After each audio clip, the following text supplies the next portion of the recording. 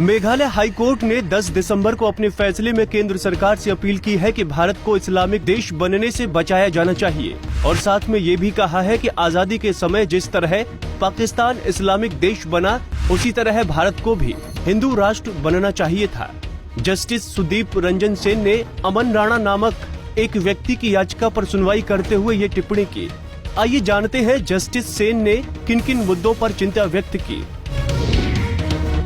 ये एक निर्विवाद तथ्य है कि विभाजन के समय लाखों सिखों और हिंदुओं की हत्या की गई, उनके साथ अत्याचार और बलात्कार किया गया, उन्हें अपने पूर्वजों की संपत्ति छोड़ने के लिए मजबूर कर दिया गया और उन्हें अपने जीवन और इज्जत को बचाने के लिए भारत में प्रवेश करने के लिए मजबूर किया गया। विभाजन के समय पाकिस्तान ने खुद को एक इस्लामिक देश घोषित कर दिया और भारत, जो धर्म के आधार पर विभाजित हुआ था, उसे हिंदू देश घोषित किया जाना चाहिए था, लेकिन वो एक धर्मनिरपेक्ष देश बना। भारत ने खून बहाकर आजादी हासिल की और सबसे ज्यादा पीड़ित हिंदू और सिख थे, जिन्हें अपने पूर्वजों की संपत्ति, जन्म स्थान को आंसुओं और डर से छोड़ना पड़ा और हम इसे कभी नहीं भूलेंगे। हालांकि ये उल्लेख करना गलत नहीं होगा कि जब सिख आए तो उन्हें सरकार से पुनर्वास मिला, लेकिन हिंदुओं को समान व्यवहार नहीं मिला।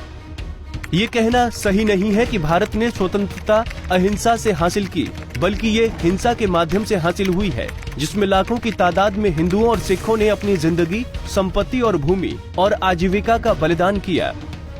आज भी पाकिस्तान, बांग्लादेश और अफगानिस्तान में हिंदू, सिख, जैन, बौद्ध, ईसाई, पारसी, खासी, जयंती और गारो पर अत्याचार किया जाता है। उनके पास कहीं और जाने के लिए कोई जगह नहीं है और विभाजन के दौरान भारत में प्रवेश करने वाले हिंदुओं को अभी भी विदेशी माना जाता है, जो मेरी समझ में बेहद अनौपचारिक है, अवैध और प्राकृतिक न्याय के सिद्धांत के खिलाफ है। कानून लोगों के लिए बनाए जाते हैं, न कि लोगों को कानूनों के लिए बनाया जाता है। और ये भी एक तथ्य है कि कानून तभी प्रभावित हो सकते हैं जब वो इतिहास और जमीनी वास्तविकता को ध्यान में रखें। मैं ये स्पष्ट करना चाहता हूँ कि किसी को भारत को एक और इस्लामिक देश बनाने की कोशिश नहीं करनी चाहिए, अन्यथा ये भारत और दुनिया के लिए कयामत का दिन होगा। मुझे पूरा भरोसा है कि श्रीमान नरेंद्र मोदी जी के अधीन सरकार इस विषय की गंभीरता को समझेगी और उपयुक्त अनुरोध पर कदम उठाएगी और मुख्यमंत्री ममता बनर्जी भी राष्ट्रीय हितों को ध्यान में रखकर इसका समर्थन करेंगे।